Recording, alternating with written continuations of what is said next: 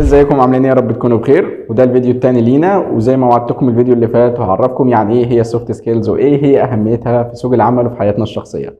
اي شخص فينا عنده نوعين من المهارات، مهارات هارد سكيلز ومهارات السوفت سكيلز.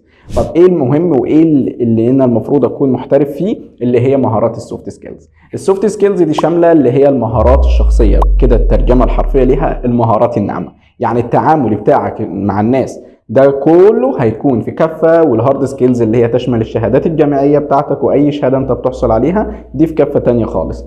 تعال النهارده نتعرف ايه هي اهم مهارات السوفت سكيلز اللي هنبدا نتكلم فيها في قناتنا. اول مهاره معانا وهي مهاره البرزنتيشن سكيلز، واللي هي مهاره العرض والتقديم. تاني مهاره هنتكلم فيها مع بعض اللي هي الكوميونيكيشن سكيلز، وهي مهاره التواصل. اهم مهاره اللي هي العرض والتقديم، انك انت ازاي تعرض المهارات اللي عندك وازاي تعرض معلومه عندك. كتير مننا قابل ناس في حياتنا بتكون معاها شهادات عالية ولكن هو مش عارف يوصل المعلومة. ممكن يكون جاب لك مدرس في فترة الدراسة أو دكتور في فترة الجامعة، حد ممتاز جدا وشهادات عالية جدا وشهادات كتير، ولكن ان احنا كلنا بنتفق على كلمة واحدة بس: الدكتور ده شاطر لنفسه مش لينا. ليه قلنا كده؟ عشان هو ما عندهوش ببساطة مهارة التواصل اللي هي البرزنتيشن سكيلز، انه هو مش عارف يخرج المعلومة من جواه بطريقة تناسبني وتناسب الناس اللي قدامه. تاني مهارة وهي مهارة التواصل او الكوميونيكيشن سكيلز، ان انا ازاي اتواصل مع الناس، ازاي ان انا افهم الناس، ازاي ان انا اعرف امتى ان انا اكون متحدث، امتى اكون منصت، ايه هي الرسالة اللي انا عايز اوصلها من كلامي. كل ده في السوفت سكيلز.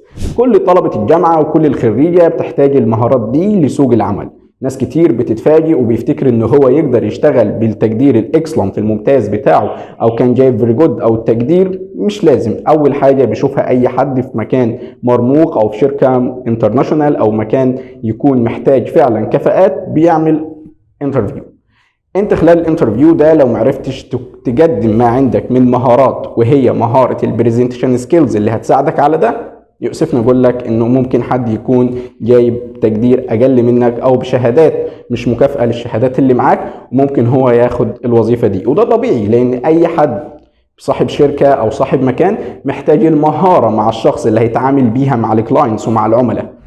ودي كانت مقدمه بسيطه عن مهاره البرزنتيشن سكيلز ومهاره الكوميونيكيشن سكيلز، وكل ده يندرج تحت السوفت سكيلز. كان معكم محمد امين، شكرا لكم.